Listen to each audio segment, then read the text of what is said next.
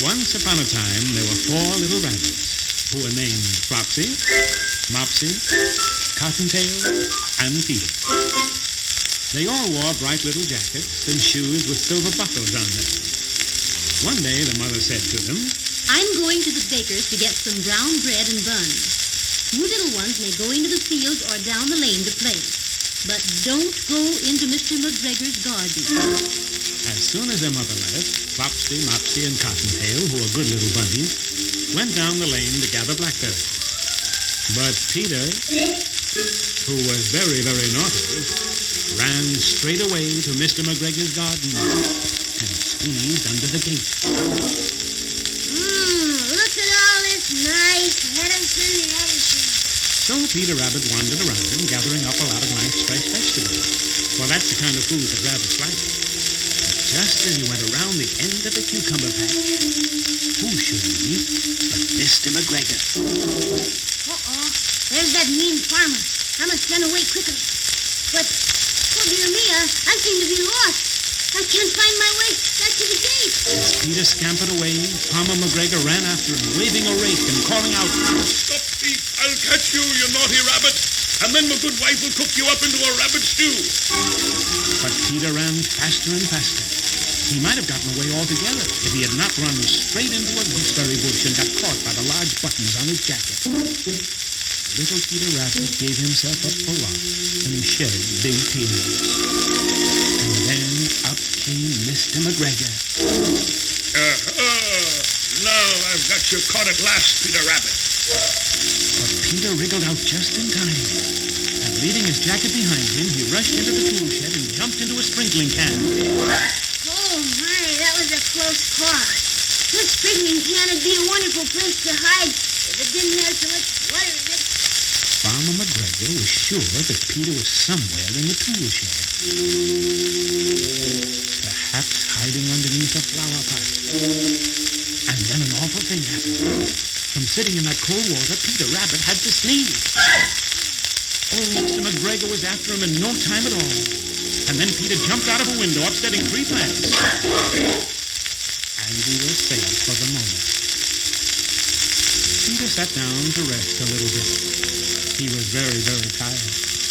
He was out of breath from running. He was trembling with fright because he had not the least idea of which way to go. I must find my way out of this garden. That mean farmer may catch me yet. And oh, my poor mother would be so sad if I didn't ever come home ever again.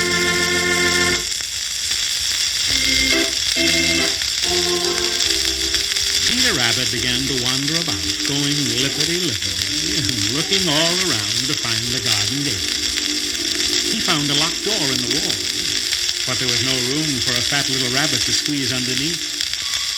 An old mouse was running in and out over the stone doorstep, carrying peas and beans to her family in the woods. Please, Mrs. Mouse, can you show me the way to the garden gate? I'm lost and I'm so afraid of Farmer McGregor. But Mrs. Mouse had such a large mouthful of peas and beans that she couldn't answer. She only shook her little head and scampered away. Poor little Peter Rabbit. He tried to find his way straight across the garden, but he became more and more puzzled. He began to cry again, a very quiet little cry, so he wouldn't reveal his hiding place. Oh, my. Oh, my. As he went back towards the tool shed, suddenly, quite close to him, he heard the noise of a hoe. Scratch, scratch, scratch, scratch. Peter scuttled underneath the bushes. He held his breath. He was panting so hard from running, he thought maybe Mr. McGregor might hear him breathing. But presently, as nothing happened, he came out, he jumped upon a wheelbarrow, and peeked over. Uh-oh. There's Farmer McGregor hoeing onions. His back is toward me. Oh, my. There, just beyond is the garden gate. But how can I ever reach it without being seen? Peter got down very quietly off the wheelbarrow and started running along the straight wall behind some black currant bushes. But Mr. McGregor caught sight of him at the corner. Stop, you little rascal! I won't have you stealing my fresh green vegetables. Oh, if I can only make that gate, then I'll be safe. And he ran as if his life depended upon it, which actually it did. And he slipped underneath the gate, into the wood outside of the garden, and was safe. Peter Rabbit never stopped running or looked behind him until he got home. Oh, I'm so tired. I think I'll just lie down here on the nice soft sand and close my eyes. His mother was busy cooking, but she wondered what Peter had done with his clothes. It was the second little jacket and pair of shoes that he had lost in 2 weeks. But she let him sleep until dinner time. When the evening meal was ready, little Peter opened his eyes and said, Mother, I don't feel very well. That's because you were naughty and disobeyed me. But she didn't punish him, because his frightening experience was punishment enough.